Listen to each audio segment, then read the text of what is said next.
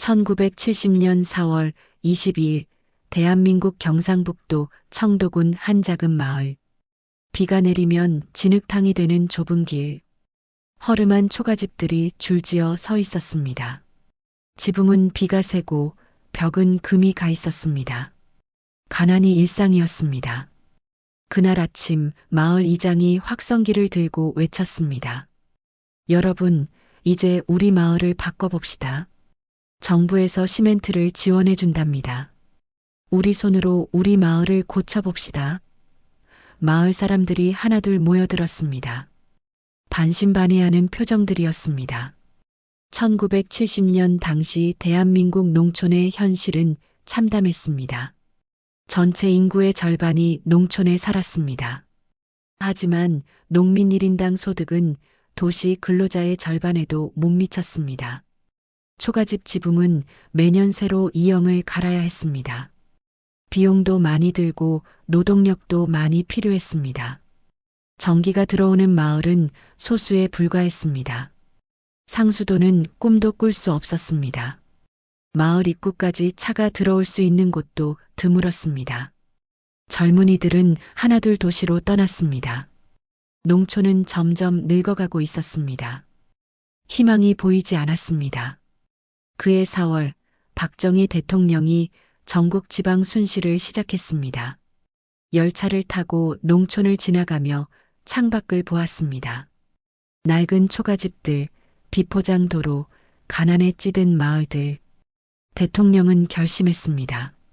농촌을 살려야 한다. 국가가 발전하려면 농촌이 먼저 잘 살아야 한다. 며칠 후 청와대 회의실. 대통령이 참모들에게 말했습니다. 전국 농촌 마을에 시멘트 335포대씩을 지원하겠다. 마을 사람들이 원하는 일에 사용하도록 하라. 강제는 하지 말고 자발적으로 하게 하라. 새마을 운동이 시작되는 순간이었습니다. 1970년 가을 전국 33,267개 마을에 시멘트가 배분되었습니다. 총 500만 포대 무상으로 지원되었습니다. 정부는 단 한 가지만 요구했습니다. 마을 사람들이 함께 협력해서 마을을 발전시키는 일에 사용하십시오. 농민들의 반응이 시작되었습니다. 어떤 마을은 즉시 움직였습니다. 경북 상주군 도남리 마을 이장 정준모 씨는 마을 회의를 소집했습니다. 시멘트가 왔으니 마을길부터 넓힙시다. 우리 마을은 차도 못 들어오지 않습니까? 마을 사람들이 고개를 끄덕였습니다. 좋습니다. 해봅시다. 다음 날 새벽부터 마을 사람들이 모였습니다. 곡괭이와 삽을 들고 나왔습니다. 남자들은 땅을 파고 여자들은 돌을 날랐습니다. 아이들도 작은 돌을 주워 날랐습니다. 온 마을이 움직였습니다. 잘 살아보세, 잘 살아보세. 구호가 울려 퍼졌습니다. 한 달 후 도남리 마을에 4m 폭의 마을길이 완성되었습니다. 생전 처음으로 트럭이 마을 안까지 들어왔습니다. 마을 사람들은 환호했습니다. 우리가 해냈다. 70대 노인은 눈물을 흘렸습니다. 평생 이런 길을 꿈꿨는데 우리 손으로 만들었구만. 소문이 퍼졌습니다. 저 마을은 시멘트로 길을 만들었대. 우리 마을도 해보자. 전국적으로 경쟁이 시작되었습니다. 어떤 마을은 다리를 놓았습니다. 어떤 마을은 공동 우물을 만들었습니다. 어떤 마을은 마을회관을 지었습니다. 변화가 시작되었습니다. 하지만 모든 마을이 성공한 것은 아니었습니다. 일부 마을은 시멘트를 받고도 아무것도 하지 않았습니다. 정부가 주는 거니까 그냥 나눠 가지자. 이장과 유지들이 시멘트를 개인적으로 사용하는 경우도 있었습니다. 마을 발전은 없었습니다. 1971년 초 정부는 평가를 시작했습니다. 전국 33,267개 마을을 새 등급으로 분류했습니다. 자조마을 16,600개, 자림마을 5,700개, 기초마을 11,000개. 잘한 마을에는 추가 지원을, 못한 마을에는 지원을 중단했습니다. 명확한 성과주의였습니다. 성공한 마을들에는 더 많은 지원이 쏟아졌습니다. 시멘트뿐 아니라 철근, 목재도 지원되었습니다. 열심히 하는 마을을 돕겠다는 것이 정부의 방침이었습니다. 경쟁은 더욱 치열해졌습니다. 마을마다 자존심이 걸렸습니다. 가장 큰 사업은 초가지붕 개량이었습니다. 1971년부터 본격화되었습니다. 정부는 슬레이트와 양철 지붕 자재를 저렴하게 공급했습니다. 대신 마을 사람들이 직접 시공했습니다. 품앗이로 함께 지붕을 바꿨습니다. 오늘은 내 집, 내일은 내 집. 충청남도 예산군 신암리 마을. 50가구 모두가 초가집이었습니다. 이장 김봉렬 씨가 제안했습니다. 우리 마을 지붕을 다 바꿉시다. 한 집씩 차례로 도와가며 합시다. 마을 사람들이 동의했습니다. 좋습니다. 해봅시다. 우리 힘으로 해봅시다. 첫날 마을 사람 40명이 김씨네 집에 모였습니다. 남자들은 지붕에 올라가 낡은 이형을 걷어냈습니다. 여자들은 슬레이트를 날랐습니다. 햇볕이 뜨거웠습니다. 땀이 비 오듯 흘렀습니다. 하지만 누구도 쉬지 않았습니다. 조금만 더, 오늘 안에 끝내자. 해가 질 무렵 김씨네 초가집은 파란 슬레이트 지붕집으로 변했습니다. 김씨 부부는 눈물을 흘렸습니다. 고맙습니다. 정말 고맙습니다. 다음 날은 이웃집, 그 다음 날은 또 다른 집. 50일 후 신암리 마을 50가구 모두 새 지붕을 얹었습니다. 변화는 눈에 보였습니다. 1971년 초가집 비율 80%, 1975년 20% 미만. 4년 만에 대한민국 농촌 풍경이 완전히 바뀌었습니다. 초가집은 사라지고 슬레이트와 기와집이 들어섰습니다. 비가 와도 새지 않았습니다. 겨울에도 따뜻했습니다. 삶의 질이 달라졌습니다. 마을 길도 바뀌었습니다. 1970년 비포장 농로만 있던 마을들. 1975년에는 대부분 마을에 포장도로가 생겼습니다. 차가 마을 안까지 들어왔습니다. 농산물 수송이 편해졌습니다. 도시와의 거리가 가까워졌습니다. 유통이 개선되었습니다. 전기도 들어왔습니다. 1970년 전기 보급률 13.3%, 1979년 98.9%, 거의 모든 농촌에 전기가 들어왔습니다. 밤에도 환한 마을, 텔레비전을 보는 농민들, 전기밥솥으로 밥을 짓는 농가 주부들, 문명의 혜택이 농촌에도 왔습니다. 상수도도 보급되었습니다. 1970년 상수도 보급률 2%, 1979년 45%, 우물물 길러오던 시절이 끝났습니다. 집안에서 수돗물이 나왔습니다. 위생이 개선되었습니다. 질병이 줄어들었습니다. 건강이 좋아졌습니다. 삶이 편해졌습니다. 새마을 지도자들이 탄생했습니다. 각 마을에서 가장 열성적인 사람들이 선출되었습니다. 남자 지도자, 여자 지도자, 각 한 명씩. 이들은 정부 교육을 받았습니다. 수원 새마을 연수원에서 2주간 합숙 교육. 자조, 자립, 협동 정신을 배웠습니다. 강원도 정성군 새마을 지도자 박춘식 씨. 그는 교육에서 돌아와 마을 사람들을 모았습니다. 우리 마을도 할 수 있습니다. 다른 마을이 하는데 우리라고 못할 게 뭡니까? 함께 힘을 모읍시다. 그의 열정에 마을 사람들이 움직이기 시작했습니다. 여성들도 적극 참여했습니다. 부녀회가 조직되었습니다. 마을 환경 정화, 공동 빨래터 관리, 부업 활동. 여성 지도자 이순자 씨는 말했습니다. 우리 여자들도 마을 발전에 기여할 수 있습니다. 남자들만 하는 게 아닙니다. 우리도 합시다. 소득 증대 사업도 시작되었습니다. 단순히 마을을 예쁘게 꾸미는 것만이 아니었습니다. 돈을 벌어야 했습니다. 공동 작업장이 생겼습니다. 비닐하우스 재배, 축산단지, 특용작물 재배, 마을마다 소득 사업을 벌였습니다. 경상남도 함안군 대살리 마을 공동으로 포도밭을 조성했습니다. 20가구가 5만 평의 포도밭을 함께 일궜습니다. 처음에는 실패도 많았습니다. 하지만 포기하지 않았습니다. 농업기술센터 도움을 받았습니다. 3년 후 포도 수확이 시작되었습니다. 첫 수확 때 마을 사람들은 환호했습니다. 포도를 서울로 출하했습니다. 가구당 평균 수입이 3배 증가했습니다. 우리가 잘 살 수 있구나.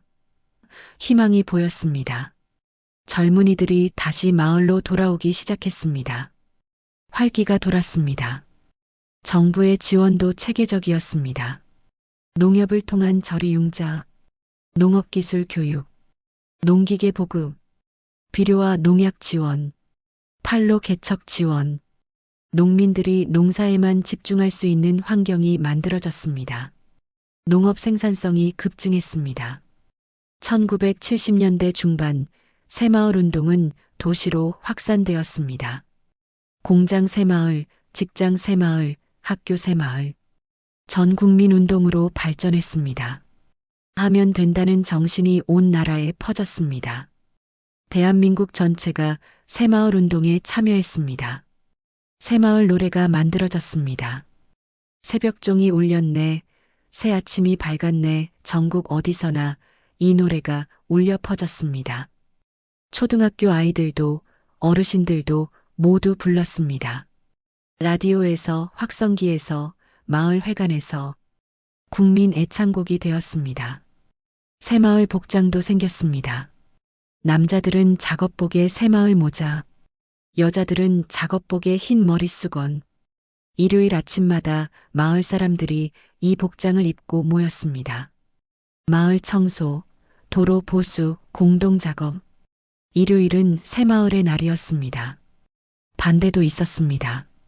일부 지식인들은 비판했습니다. 동원체제다, 관제운동이다. 하지만 농민들은 달랐습니다. 실제로 삶이 나아졌습니다. 소득이 늘었습니다. 마을이 발전했습니다. 농민들에게 새마을 운동은 희망이었습니다. 통계가 이를 증명했습니다. 1970년 농가 소득 25만 5천 원, 1979년 222만 7천 원, 9년 만에 9배 증가했습니다. 물론 물가 상승도 있었습니다. 하지만 실질 소득도 3배 이상 증가했습니다. 농민들의 삶이 실제로 나아졌습니다. 교육열도 높아졌습니다. 소득이 늘자 농민들은 자녀 교육에 투자했습니다. 농촌 출신 대학생이 급증했습니다. 공부해서 출세하라는 것이 아니었습니다. 교육받고 더 나은 농업을 해라. 농촌 인재가 성장했습니다. 쌀 자급자족을 달성했습니다. 해방 이후 30년 만이었습니다. 매년 쌀을 수입하던 나라였습니다. 이제 우리 쌀로 우리 국민을 먹였습니다. 통일벼 개발, 농지 정리, 농업기술 발전, 새마을 운동과 함께 이뤄낸 성과였습니다. 세계가 주목하기 시작했습니다. 1977년 유엔 개발계획 UNDP가 새마을 운동을 연구했습니다. 단기간에 이런 변화를 이룬 것은 기적이다. 개발도상국 공무원들이 한국으로 연수를 왔습니다. 새마을 운동을 배우러 왔습니다. 아프리카, 동남아시아, 남미 국가들, 수백 명의 외국 공무원들이 한국 농촌을 방문했습니다. 초가집이 사라진 마을, 포장도로가 있는 마을, 전기와 상수도가 있는 마을. 그들은 놀랐습니다. 10년 전만 해도 우리나라보다 가난했다는데 공무원 은돈배 씨는 말했습니다. 자조, 자립, 협동. 이 세 단어가 답이었습니다. 정부가 다 해주는 게 아니라 주민들이 스스로 하도록 돕는 것. 이게 핵심입니다. 그는 귀국 후 탄자니아 농촌에 새마을 운동을 도입했습니다. 1979년까지 전국 3만 6천여 개의 마을이 새마을 사업에 참여했습니다. 성공률 약 70%, 마을도로 6만 킬로미터 건설, 교량 1만여 개 건설, 마을회관 3만 개 건립, 초가집 거의 전멸. 이 모든 것을 10년도 안 되는 기간에 이뤄냈습니다. 하지만 문제도 있었습니다. 일부 지역에서 지나친 강요가 있었습니다. 성과주의에 매몰되어 주민 의사를 무시한 경우도 있었습니다. 획일적 사업 추진, 일부 비리, 완벽한 운동은 아니었습니다. 한계도 분명 있었습니다. 그럼에도 새마을 운동의 성과는 분명했습니다. 1970년 절망적이던 농촌이 1980년에는 완전히 달라져 있었습니다. 기본 인프라가 갖춰졌습니다. 소득이 증가했습니다. 무엇보다 농민들의 의식이 변했습니다. 우리도 할 수 있다는 자신감이 생겼습니다. 새마을 운동은 단순한 개발 사업이 아니었습니다. 정신운동이었습니다. 하면 된다는 정신, 공동체를 위해 함께 일하는 협동 정신, 스스로 일어서는 자립 정신. 이것이 1970년대 대한민국을 바꾼 원동력이었습니다.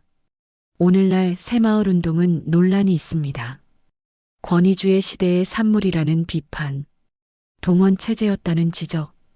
이런 비판들도 경청해야 합니다. 역사를 객관적으로 봐야 합니다. 그러나 농민들의 땀과 노력까지 부정해서는 안 됩니다. 전라북도 임실군 새마을 1세대 박동식 씨. 그는 말합니다. 그때 우리는 정말 열심히 했어요. 누가 시켜서가 아니라 우리 마을을 살리고 싶어서요. 내 자식들이 굶지 않게 하려고요. 그 마음만은 진짜였어요. 진심이 담긴 증언입니다.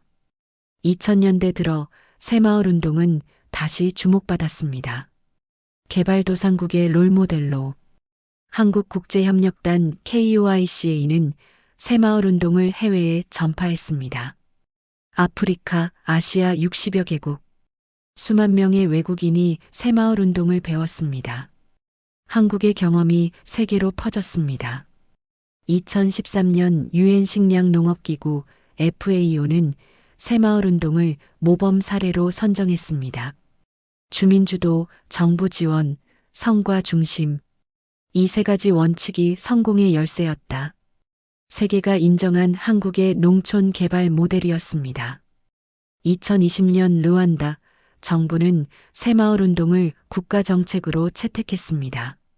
세네갈, 우간다, 에티오피아도 도입했습니다. 한국의 1970년대 경험이 2020년대 아프리카에서 재현되고 있습니다. 역사가 반복되고 있습니다. 희망이 전파되고 있습니다. 오늘날 한국 농촌을 보십시오. 깨끗한 마을, 포장된 도로, 현대식 주택, 편리한 생활 인프라. 50년 전과는 완전히 다릅니다. 이 변화의 시작점에 새마을 운동이 있었습니다. 1970년대 농민들의 땀이 있었습니다. 잘 살아보세, 잘 살아보세. 1970년대 농촌에 울려 퍼진 그 구호. 초가집을 걷어내고 함께 땀 흘린 그 시간들. 가난을 이기고 일어선 농민들의 이야기. 새마을 운동은 대한민국 농촌이 만든 기적이었습니다. 그리고 그 정신은 오늘도 세계 곳곳에서 살아 숨쉬고 있습니다. 1988년 9월 17일 오후 2시 대한민국 서울 잠실 올림픽 주경기장. 10만 명의 관중이 자리를 가득 메웠습니다. 전 세계 160개국 8,391명의 선수들이 모였습니다. 30억 명이 TV로 지켜보는 역사적 순간이었습니다. 개발도상국이 올림픽을 연다는 것, 세계는 불가능하다고 했습니다. 하지만 그날 잠실에서 펼쳐진 광경은 모든 의심을 잠재웠습니다. 완벽한 개막식, 최첨단 시설, 그리고 평화. 88 서울 올림픽 기적이 시작되었습니다. 이야기는 7년 전으로 거슬러 올라갑니다. 1981년 9월 30일 독일 바덴바덴 IOC 총회장. 1988년 하계올림픽 개최지를 결정하는 투표가 진행되었습니다. 전 세계가 숨을 죽이고 이 순간을 지켜봤습니다. 후보는 두 곳. 일본 나고야와 대한민국 서울. 일본은 세계 2위 경제대국이었습니다. 반면 한국은 1인당 국민소득 1,700달러의 개발도상국. 28년 전 전쟁의 폐허에서 겨우 일어선 나라였습니다. 1차 투표 결과가 발표되었습니다. 서울 27표, 나고야 26표, 단 1표 차이. 총회장이 얼어붙었습니다. 한국 대표단의 심장이 터질 듯 뛰었습니다. 2차 투표가 시작되었습니다. 운명의 순간이었습니다. IOC 위원장 사마란치가 봉투를 열었습니다. 서울 52표, 나고야 27표. 그가 선언했습니다. 1988년 올림픽 개최지는 대한민국 서울입니다. 순간 폭발하는 환호. 불가능이 현실이 되었습니다. 바덴바덴 현장, 한국 대표단은 서로 껴안고 울었습니다. 박세직 장관은 무릎을 꿇었습니다. 같은 시각 서울 새벽 4시 수십만 명이 거리로 쏟아져 나왔습니다. 태극기를 흔들며 함께 울고 웃었습니다. 대한민국이 하나가 되었습니다. 하지만 환희도 잠시, 현실이 다가왔습니다. 7년 안에 모든 것을 준비해야 했습니다. 10만 명 수용 주경기장, 34개 경기장, 선수촌, 교통망. 세계는 여전히 의심했습니다. 과연 한국이 해낼 수 있을까? 1982년 1월 서울 잠실에 굉음이 울렸습니다. 올림픽 건설이 시작되었습니다. 대형 크레인들이 들어서고 굴삭기들이 땅을 팠습니다. 수천 명의 건설 노동자들이 모여들었습니다. 우리 손으로 기적을 만든다 각오였습니다. 노동자들은 새벽 5시부터 밤 10시까지 일했습니다.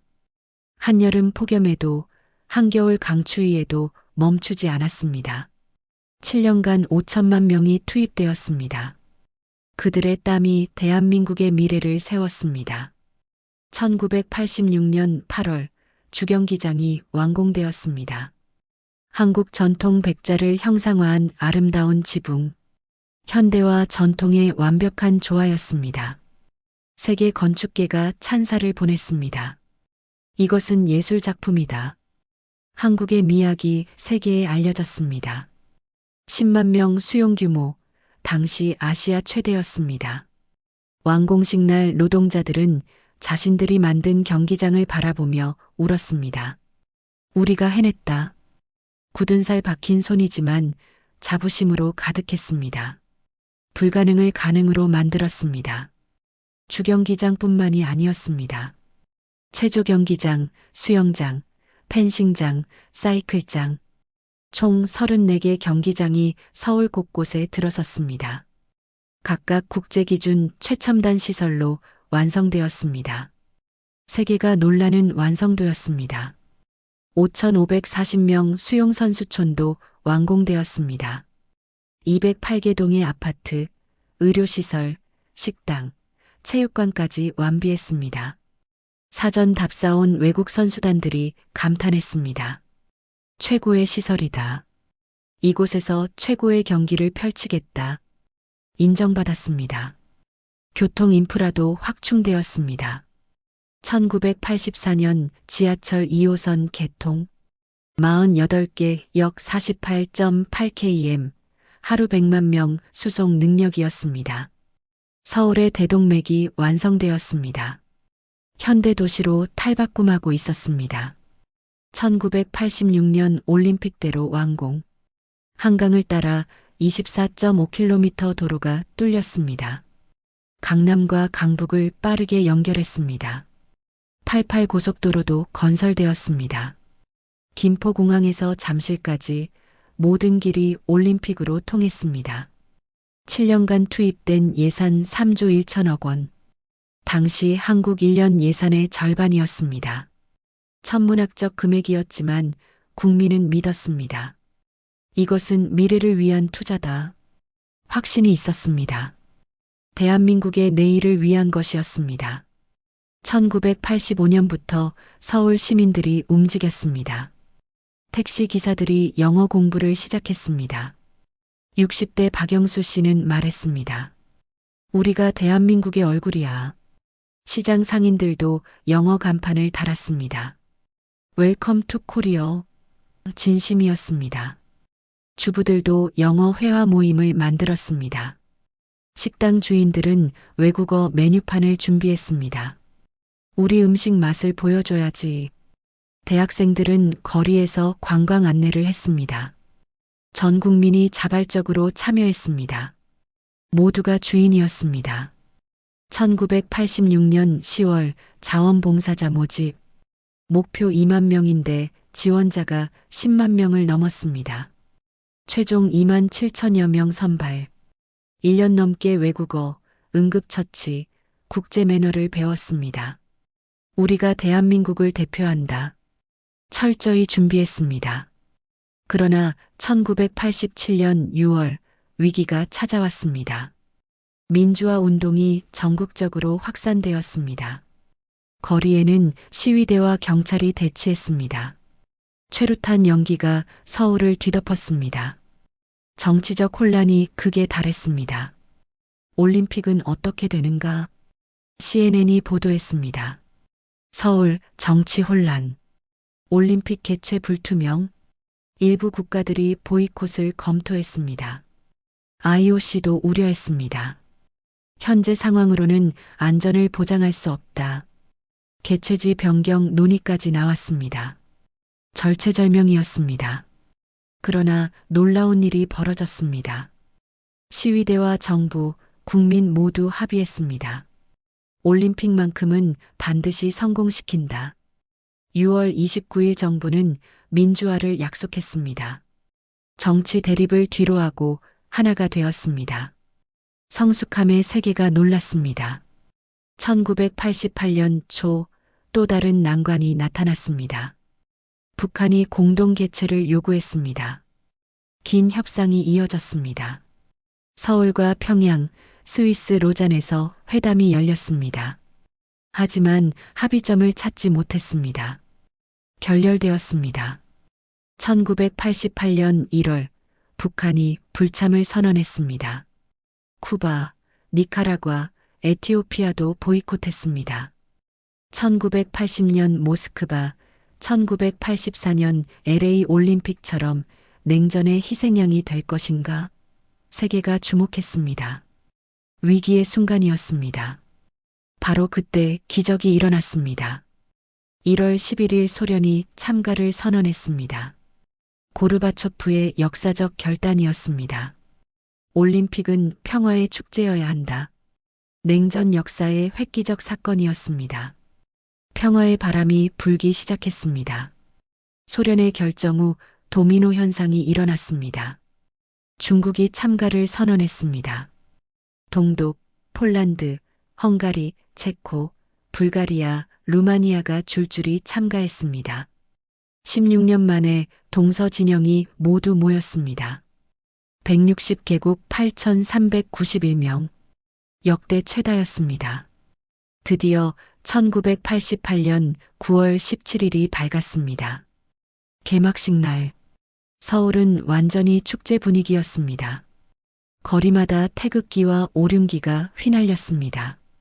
오늘 우리가 세계의 대한민국을 보여준다. 7년을 기다린 이날이 왔습니다. 오후 2시 주경기장. 10만 관중이 자리를 메웠습니다. 160개국 대표와 각국 정상들이 참석했습니다. 30억 명이 TV로 지켜봤습니다. 역사가 만들어지는 순간이었습니다. 세계가 하나가 되었습니다. 가슴이 벅찼습니다. 성화 봉송주자가 입장했습니다. 1936년 베를린 올림픽 마라톤 금메달리스트 송기정 선생이었습니다. 84세의 나이, 꼿꼿한 자세로 성화를 들었습니다. 52년 전 일장기의 설움, 이제 조국의 올림픽이었습니다. 송기정 선생의 눈에서 눈물이 흘렀습니다. 10만 관중이 일제히 일어나 박수를 보냈습니다. 손 선생님, 고생 많으셨습니다. 관중들도 함께 울었습니다.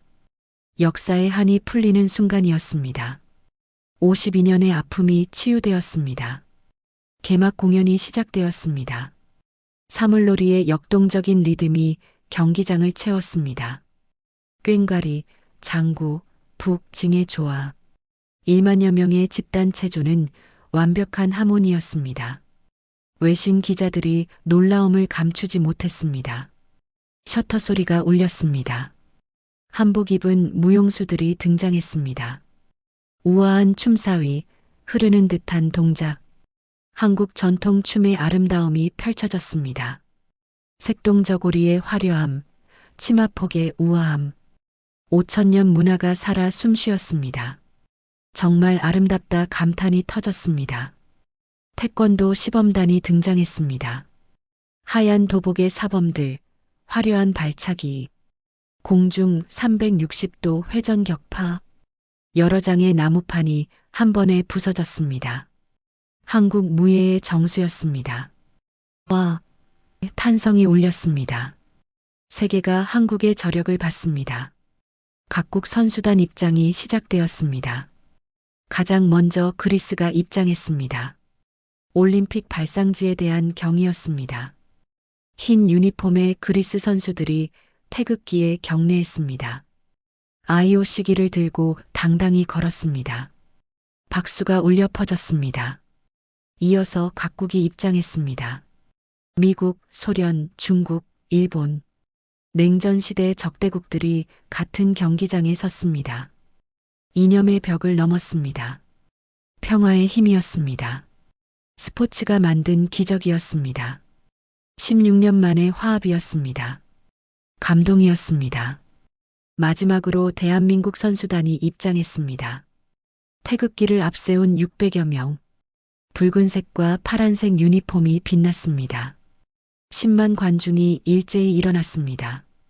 박수가 폭발했습니다. 우리의 올림픽이었습니다. 우리의 무대였습니다. 대한민국, 대한민국, 대한민국. 우레 같은 함성이 하늘을 찔렀습니다. 태극기가 물결쳤습니다. 선수들도 눈물을 흘렸습니다. 조국의 응원이 가슴을 벅차게 했습니다. 최선을 다하겠습니다. 다짐했습니다. 하나가 되는 순간이었습니다. 노태우 대통령이 단상에 올랐습니다. 마이크 앞에 섰습니다. 침묵이 흘렀습니다. 그가 선언했습니다. 제24회 서울올림픽 대회의 개막을 선언합니다. 그 순간 수천 마리 흰 비둘기가 날아올랐습니다. 평화의 상징이었습니다. 푸른 하늘을 채운 흰 비둘기들, 자유롭게 날아오르는 평화의 사자들, 동시에 10만 개 풍선이 솟아올랐습니다. 빨강, 파랑, 노랑, 초록, 형형색색이 하늘을 수놓았습니다. 10만 관중의 환호, 전 세계가 하나가 되었습니다. 17일간의 대회가 시작되었습니다. 한국은 완벽한 운영을 보여줬습니다. 경기는 정확한 시간에 진행되었습니다. 교통도 원활했습니다. 자원봉사자들이 헌신했습니다. 세계가 놀랐습니다. 이것이 개발도상국인가? 인정받았습니다. 한국 선수들도 분전했습니다. 금메달 12개, 은메달 10개, 동메달 11개. 종합 4위, 역대 최고 성적이었습니다. 레슬링 김영남, 유도 김재혁, 여자 핸드볼팀의 금메달. 국민이 환호했습니다. 태극기가 올라갔습니다. 2일 폐막식이 열렸습니다. 17일간의 대장정이 막을 내렸습니다. 손에 손잡고 노래가 울려 퍼졌습니다. 각국 선수들이 국경을 넘어 손잡고 춤췄습니다. 국적도 이념도 인종도 없었습니다. 오직 평화만 있었습니다. IOC 사마란치 위원장이 단상에 올랐습니다. 그가 전 세계를 향해 말했습니다. 이번 서울 올림픽은 역사상 가장 성공적인 올림픽이었습니다. 10만 관중이 기립박수를 보냈습니다. 5분 넘게 계속되었습니다. 세계가 인정했습니다. 눈물과 환호가 함께했습니다. 7년간의 노력이 결실을 맺었습니다. 건설 노동자, 자원봉사자, 시민 모두의 승리였습니다. 불가능을 가능으로 만들었습니다. 우리가 해냈다. 대한민국이 세계에 증명했습니다. 기적을 이뤘습니다. 88 올림픽은 대한민국을 바꿨습니다. 경제적으로 1988년 GDP 성장률 11.3%를 기록했습니다. 수출이 급증했고 외국인 투자가 쏟아졌습니다. 코리아 브랜드가 세계에 각인되었습니다. 경제 도약의 발판이 되었습니다. 정치적으로 민주화가 가속화되었습니다. 올림픽을 성공시킨 국민의 자신감이 하늘을 찔렀습니다. 우리가 올림픽도 해냈는데 변화를 요구했습니다. 1990년대 완전한 민주주의 국가로 발돋움했습니다. 국민의식이 성숙했습니다. 국제적으로 위상이 완전히 달라졌습니다. 1989년 헝가리, 폴란드와 수교했습니다. 1990년 9월 30일 소련과 외교 관계를 맺었습니다. 1992년 8월 24일 중국과도 수교했습니다. 냉전의 벽을 넘었습니다. 평화를 만들었습니다. 수교국은 113개국에서 170개국으로 늘었습니다. 단 4년 만에 57개국이 추가로 한국을 인정했습니다. 이것이 88 올림픽이 만든 외교 기적이었습니다. 한국은 더 이상 도움받는 나라가 아니었습니다. 주는 나라가 되었습니다. 오늘날 대한민국은 세계 10대 경제 대국입니다.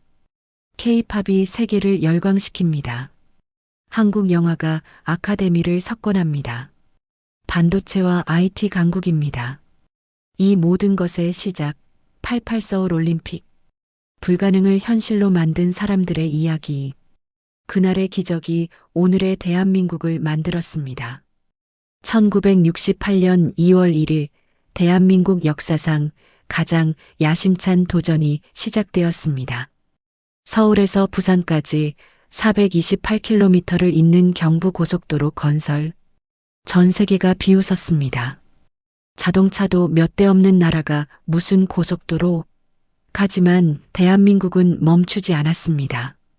그리고 그 도전의 한가운데 가장 험난한 시련이 기다리고 있었습니다.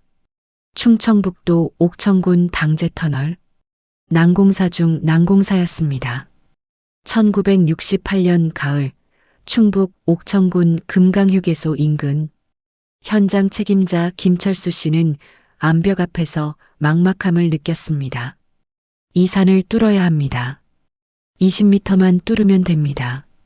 하지만 그 20m가 문제였습니다. 지질조사 결과는 최악이었습니다. 절암토사로 된 퇴적층, 발파를 하면 무너지고 파고 들어가면 무너지는 지옥의 땅이었습니다. 당시 한국의 터널 기술은 초보 수준이었습니다. 일제강점기 때 만든 철도 터널 몇 개가 전부였습니다. 장비도 부족했습니다. 낡은 차감기와 다이너마이트가 전부였습니다. 그럼에도 작업은 시작되어야 했습니다. 1970년 7월 개통 목표. 시간은 흐르고 있었습니다. 작업자들이 모여들었습니다. 대부분 농촌에서 온 가난한 일용직 노동자들이었습니다. 1968년 11월 3일 새벽 5시 첫 발파가 시작되었습니다. 쾅! 어마어마한 굉음과 함께 바위가 깨졌습니다. 작업자들이 환호했습니다. 됐다. 해냈어. 하지만 기쁨도 잠시 끔찍한 일이 벌어졌습니다. 갑자기 천장에서 거대한 바위 덩어리가 쏟아져 내렸습니다. 위험하다. 도망쳐. 비명이 터져 나왔습니다. 낙반이었습니다. 수십 톤의 암석이 작업자들을 덮쳤습니다. 흙먼지가 자욱하게 피어올랐습니다. 동료들이 미친 듯이 돌을 치우기 시작했습니다. 맨손으로 삽으로 곡괭이로 살려줘. 여기 사람 있어. 무너진 돌무더기 아래서 신음소리가 들렸습니다. 30분간의 사투 끝에 작업자들을 끄집어냈습니다. 3명이 그 자리에서 숨졌습니다. 26살 박영수 씨, 32살 이강철 씨, 41살 최등만 씨, 한 명은 중상을 입고 병원으로 실려갔습니다. 현장은 충격에 빠졌습니다. 작업이 중단되었습니다. 동료들은 시신 앞에서 통곡했습니다. 미안하다. 형님, 정말 미안하다. 가족들에게 무엇라 설명해야 할까요? 장례식이 끝난 후 현장 분위기는 최악이었습니다. 작업자들은 두려움에 떨었습니다. 이 터널엔 저주가 걸렸어. 더 이상 못 들어가. 소문이 돌기 시작했습니다. 마을 어르신들이 말했습니다. 당제 고개에는 신령이 깃들어 있다네. 수백 년 묵은 느티나무가 터널 입구에 서 있었지. 그걸 베어버렸으니 노여움을 산 거야. 그 느티나무는 마을 사람들이 제사를 지내던 신성한 나무였습니다. 둘레 5m, 높이 20m의 거목이었습니다. 공사를 위해 베어야 했습니다. 군 책임자가 직접 전기톱을 들고 나무를 베었습니다.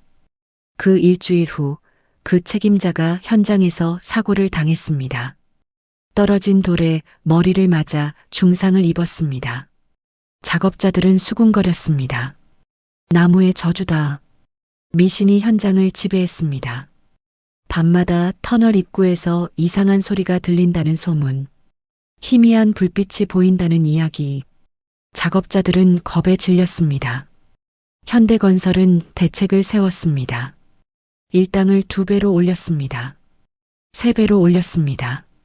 심지어 5배까지 제시했습니다. 하지만 소용없었습니다. 작업자들이 도망치기 시작했습니다. 100명이던 인력이 50명으로 줄었습니다. 다시 30명, 20명. 공사는 완전히 멈춰섰습니다. 본사에서 긴급회의가 열렸습니다. 정주영 사장이 직접 현장에 내려왔습니다. 그는 무너진 터널 입구를 오랫동안 바라보았습니다. 이걸 포기하면 경부고속도로는 끝이다. 나라의 미래가 걸려 있다. 1968년 12월 정주영 사장은 결단을 내렸습니다. 조강시멘트를 쓴다. 비용은 생각하지 마라. 조강시멘트, 일반 시멘트보다 20배 빨리 굳고 서너 배 더 튼튼한 특수 시멘트였습니다. 하지만 가격도 엄청났습니다. 일반 시멘트의 10배였습니다. 터널 하나에 회사 이익을 모두 쏟아붓는 도박이었습니다. 동시에 인력을 대대적으로 증원했습니다. 전국에서 노동자들을 모집했습니다. 일당을 파격적으로 올렸습니다. 안전장비를 보강했습니다. 철제 지주를 더 촘촘히 설치했습니다. 굴착 속도를 늦추되 안전을 최우선으로 했습니다. 무엇보다 중요한 것, 작업자들의 마음을 돌려야 했습니다. 현장 소장 박동진 씨가 나섰습니다. 그는 작업자들을 모두 모았습니다. 형님들, 우리 이야기 좀 합시다. 무섭습니다. 저도 무섭습니다. 하지만 우리가 안 하면 누가 합니까? 우리 자식들은 계속 가난하게 살아야 합니까? 이 길이 뚫리면 우리나라가 살아납니다. 우리 손으로 기적을 만듭시다. 그의 진심이 전해졌습니다. 1명, 2명 작업자들이 고개를 끄덕였습니다. 50대 노동자 김태수 씨가 일어났습니다. 내가 해보겠소. 내 자식이 서울 가려면 이 길이 있어야 하지 않소. 죽으면 그만이지. 해봅시다. 그의 용기가 다른 이들에게 번졌습니다. 하나둘 손이 올라갔습니다. 1969년 1월 공사가 재개되었습니다. 이번엔 달랐습니다. 조강시멘트로 터널 벽을 즉시 고정했습니다. 파고 들어간 즉시 시멘트를 뿌렸습니다. 굳는 시간을 기다릴 필요가 없었습니다. 20배 빠른 경화 속도 덕분에 다음 작업을 바로 이어갈 수 있었습니다. 안전도 획기적으로 개선되었습니다. 하지만 작업은 여전히 지독했습니다. 하루 1m 진행이 목표였습니다. 실제로는 50cm도 어려웠습니다. 땅속 깊은 곳은 어둡고 습했습니다. 온도는 영하로 떨어졌습니다. 작업자들은 추위와 싸우며 곡괭이를 휘둘렀습니다. 손에 동상이 걸렸습니다. 얼굴은 흙먼지로 새까맣게 변했습니다. 밤낮으로 공사가 이어졌습니다. 3교대 시스템. 아침 7시부터 오후 3시, 오후 3시부터 밤 11시, 밤 11시부터 아침 7시까지. 쉬는 시간이 없었습니다. 작업자들은 현장 옆 가건물에서 잠을 잤습니다. 따뜻한 밥 한 끼가 최고의 보상이었습니다. 조금만 더, 조금만 더. 그들은 스스로를 다독였습니다. 1969년 봄, 터널은 100m를 돌파했습니다. 절반을 넘긴 것입니다. 작업자들에게 희망이 생겼습니다. 우리가 해내고 있어. 정말 해내고 있다고. 하지만 자연은 다시 한번 시련을 주었습니다.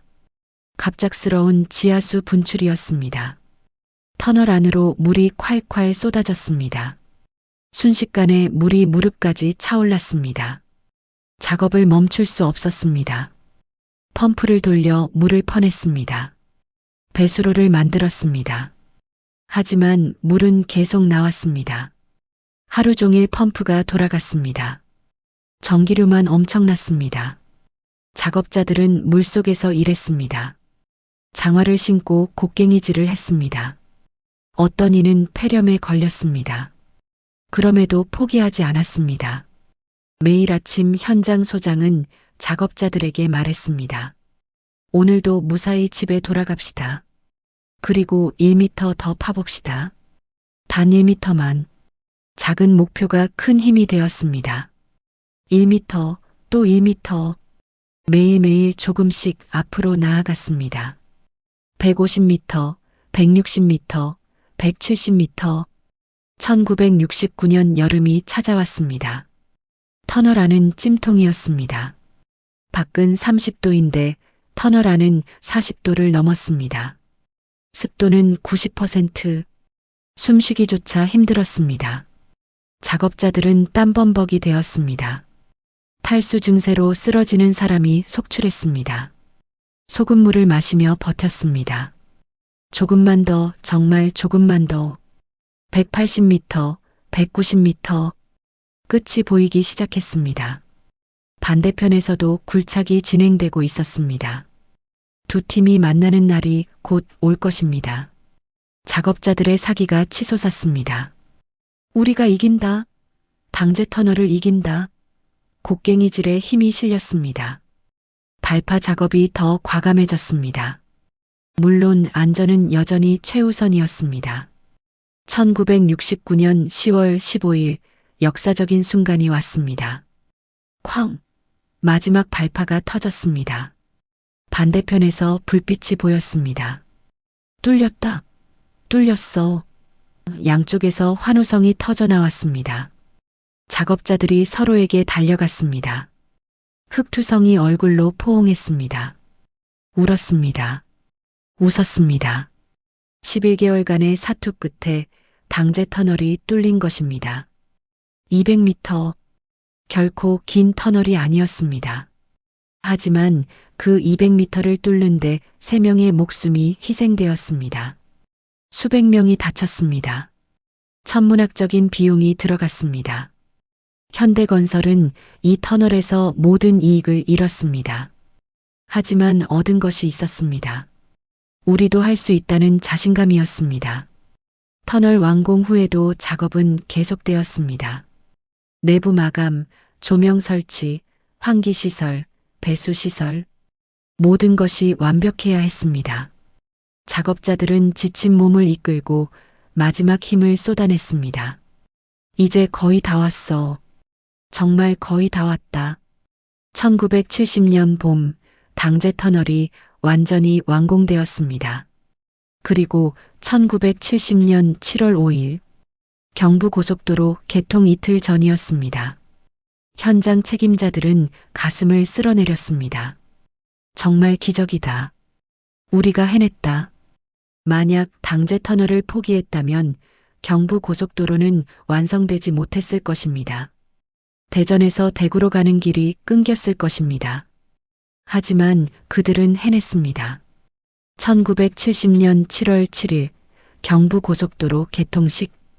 박정희 대통령이 테이프를 끊었습니다. 첫 차량이 서울에서 출발했습니다. 부산까지 달렸습니다. 5시간 30분 만에 도착했습니다. 이전에는 12시간 걸렸던 거리였습니다. 기적이 현실이 되었습니다. 그리고 그 기적의 심장부에 당제터널이 있었습니다.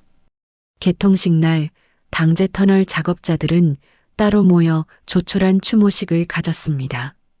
희생된 세 동료의 이름을 불렀습니다. 박영수, 이강철, 최등만. 형님들, 우리가 해냈습니다. 형님들의 희생이 헛되지 않았습니다. 눈물이 흘렀습니다.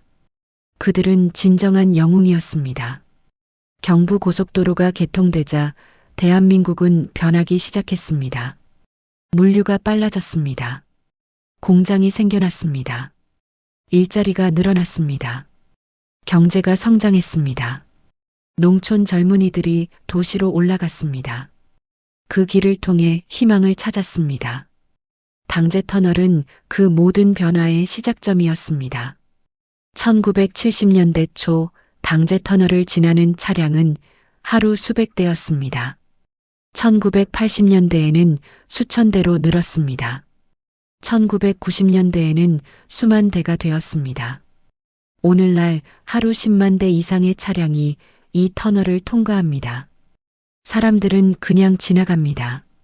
이 터널을 뚫기 위해 얼마나 많은 사람들이 피와 땀을 흘렸는지 모른 채 2000년대 들어 당제터널은 노후화되었습니다. 새로운 터널이 필요했습니다. 2006년 당제터널 옆에 새 터널이 뚫렸습니다. 현대기술로 단 6개월 만에 완성되었습니다.